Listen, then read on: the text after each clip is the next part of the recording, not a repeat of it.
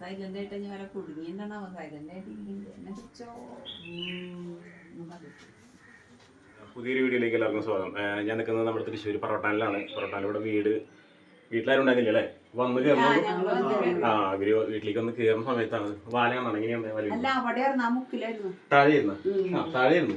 അപ്പൊ ഞാന് ഇവിടത്തെ ഡോർ തുറക്കാൻ വേണ്ടിട്ട് നിന്നപ്പോ എന്തോ എനങ്ങിയ പോലെ തോന്നി. അപ്പൊ നോക്കിയപ്പോ പിന്നെ ഞാൻ ഇവരെ വിളിക്കാൻ വരുമ്പോഴേക്കും അത് ഇവിടെ അന്ന്